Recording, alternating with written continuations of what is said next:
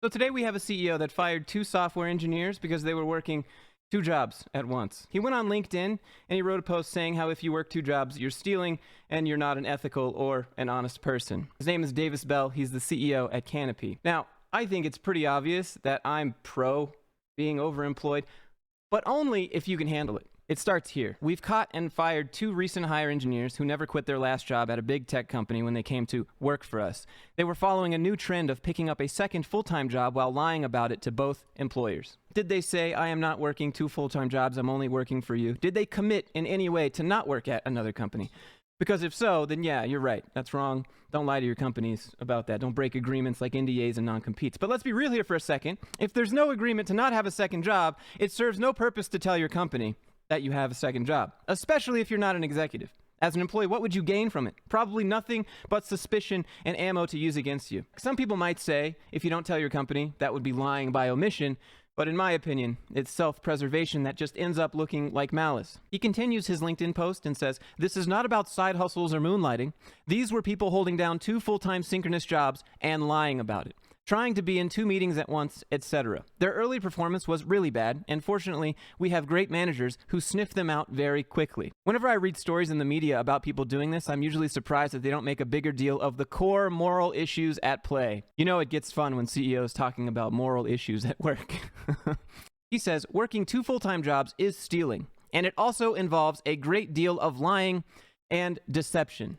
Now, Davis, I don't think people should take 2 full-time jobs and then not follow through with their commitments. I don't think that's right. I don't promote that. You know, not every person out there working 2 full-time jobs is stealing. You can't make blanket statements like that, Davis. Like, sure, I can agree that most likely these software engineers don't need 2 jobs as you'd think they get compensated enough, but some people need 2 jobs just to survive.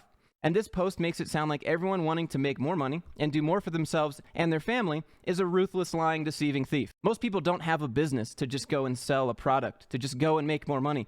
And they aren't in charge of their salary or when that will be adjusted, if it gets adjusted. So all most people can do is get a second job. And can we mention the people just for a second that are already basically working 2 jobs, but at 1 job? Shout out to those people. Those people are putting in 80 hours a week already. It's basically already working 2 full-time jobs. All it should really just come down to is, are you available? Are you reliable? Are you putting out quality work? Are you breaking any contracts that you signed? Any non-competes? Any NDAs? No, you're not? Well, then if everyone is satisfied with your work, why does it matter if you're working for multiple people? So seriously, tell me, why is it stealing? Why is everyone a thief if they're working 2 jobs at once? Is it a loyalty thing? Is it they aren't getting your full attention? Is it how can they manage 2 meetings at the same time? They're dishonest, unethical people if they find a way to make that work. Because if that's the case, you're the CEO of Canopy, but you're also an angel investor in what seems to be like 11 companies. If I scroll down on your main page here, we can see your current experience. You're the CEO of Canopy.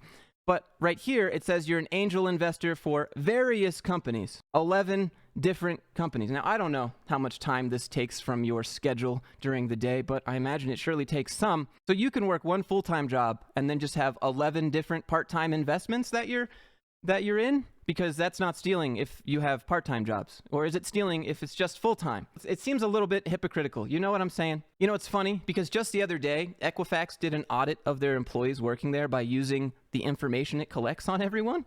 And they basically outed their own employees. They found 24 employees or contractors with 2 jobs and they were fired.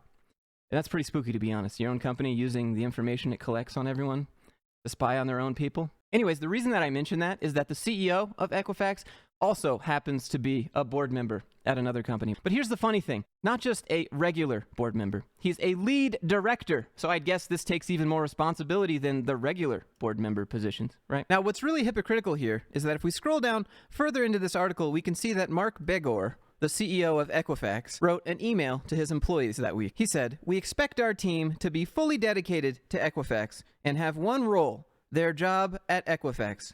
Now let's talk about the legality of it all.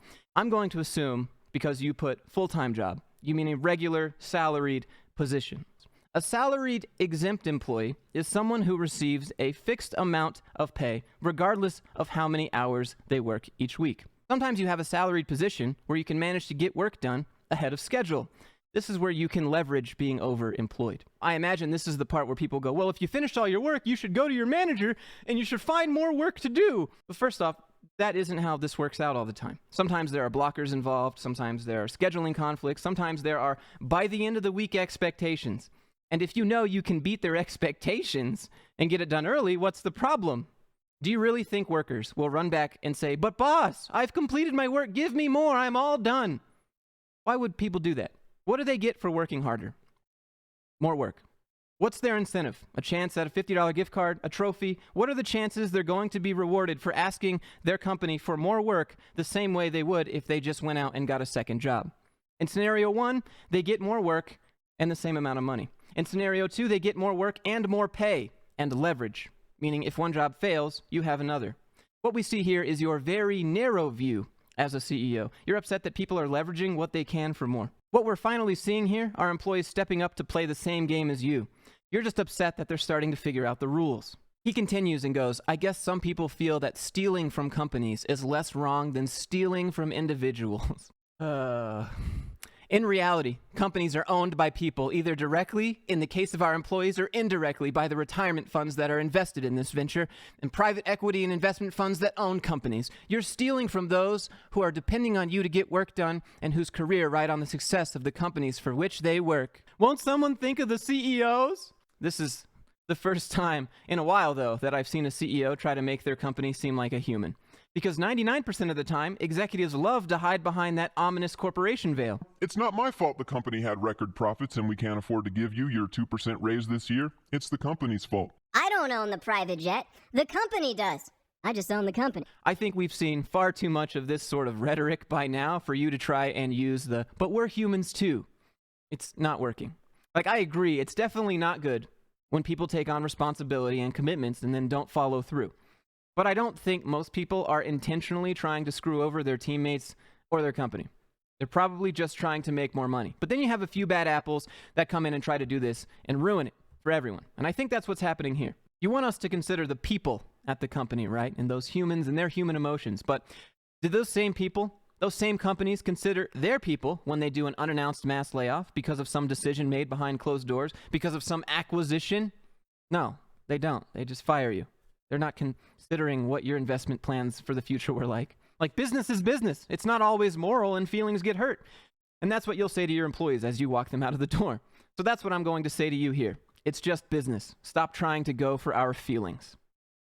And this is where it gets good. This is the cherry on top because it's just such a ridiculous argument. He says, "And finally, you're very likely stealing a job from someone else who wants and needs it." Wouldn't this mean that you're stealing board seats from all of the companies you're invested in? Wouldn't this be true for any job with applicants? Like, what about part-time workers? I'm curious. If you have a full-time job and a part-time job, are you still stealing a job from someone else who needs it? Or is it only stealing once it becomes 2 full-time jobs? Is it stealing if it's 2 part-time jobs? What about 3? What about people just trying to support themselves? Are they stealing jobs from other people doing the same? Wait. Are you saying that everyone should just have one job because other people want jobs too? Because that's what it seems like. Is this really the argument here? And then Davis continues with some gatekeeping. He says, "So to me, this isn't some fun new social trend. It's a new form of theft and deception and not something in which an ethical, honest person would participate." Gatekeeping 101. What makes them dishonest? Is it the you should know because you're paying them and some other company is also getting their attention? Do you feel cheated on? Is this like a abusive relationship sort of thing? Because it's a business relationship, not a romantic relationship, and you're acting like it is. At least that's your reaction. People are not dishonest if they're not telling things that don't concern their company, especially if they've broken no agreements and they're not negatively impacting their companies for doing it. It's funny because you're like, hiding things from your employer, that's the ultimate sin. When it's really not. I think what you're upset about is your bad employees that happen to have 2 jobs. I agree with firing poor performing workers, but I don't agree with labeling people who work 2 full-time jobs that can manage it, however they do it, as dishonest, unethical lying people. Towards the end of his post here, he leaves us with a few tips for how to find these scumbag workers working 2 jobs at once. I thought it would be useful to share a few things these individuals had in common that should serve as red flags. None of these are by themselves an indication of a problem, but taken together, they may indicate a bad actor. And this is the part where you should put in parentheses right here. It should say whether you're working 2 jobs or not. Like, none of this stuff he lists, which I'm about to show you, has anything to do with having a second job. So the first one is, rather than updating LinkedIn to reflect that they work at Canopy, they made their LinkedIn private upon accepting our offer. That's a little bit creepy, to be honest. Why are you checking their LinkedIn after they work there? I mean, I get why you did it now and you can see things adding up, but some people just make their LinkedIn private because they don't want to be bothered when they have a job. You know, most people only use LinkedIn if they're talking to recruiters, applying to jobs, or they're that type of person who wants to share the entire life in LinkedIn posts. But making it private, again, doesn't mean anything. They didn't sign up for benefits. I didn't sign up for benefits because I didn't want to pay the extra $400 a month or whatever it was at my company for health insurance. Again, this isn't an indicator, and you've admitted that already, but defaulted to having the camera off in meetings.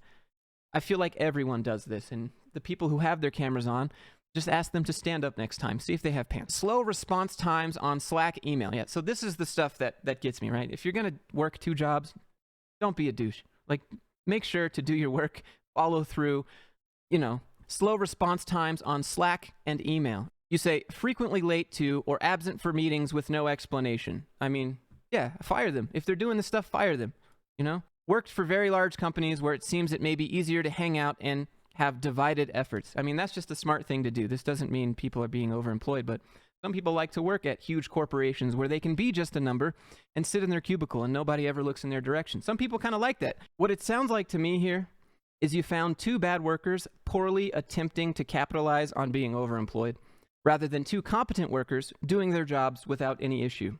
I'm willing to guess that you have other people at your company right now working other full-time jobs. You just don't know about it because they're doing it the right way. They're delivering, and they've made no indications that they're trying to screw you over. Because there are plenty of overemployed people that do great in silence because they have to, because of posts like this. Posts that blanket label people as dishonest or deceitful for doing what CEOs want people to do. Hustle. These CEOs are just upset that they're hustling for someone else instead of the CEO's company. He's turned off comments because someone called him and said something. Definitely don't harass Davis for this or do any of that stuff, but you can't just make blanket statements labeling everyone working 2 full-time jobs as thieves, because some people have flex schedules. Some people figure out how to make it work. The only thing I normally hear is, well, what happens if you have 2 meetings at once? I don't know. You figure it out. You probably make up some excuse like you do on the regular with your one single job that most people have. Oh, I can't go to a meeting. I'm sick, but you're just at Target, getting some pumpkin spice candles. Like, people do this all the time, not just because they have 2 jobs, right? People lie and deceive at work anyways, whether they have 2 jobs or not. There are good people working 2 jobs. There are bad people trying to take advantage of companies, but you can't be upset about it because they're hustling. That's what you want your employees to do, right? You just don't want them to do it for someone else. But I would suggest you reconsider your viewpoint on this, Davis, because speaking in absolutes just makes you look silly. Anyways, if you enjoy me roasting these CEOs, calling them out for their propaganda nonsense, go ahead, click that like button, click that subscribe button. You'll find a plethora of different content on this channel, but most of the time we're calling out corporate like this. So having said all that, thank you guys so much for watching. Thank you for all the support from the last video. I appreciate all the DMs, all the emails, all the suggestions of things to read and watch, and you guys are the best. And I'll see you in the next one.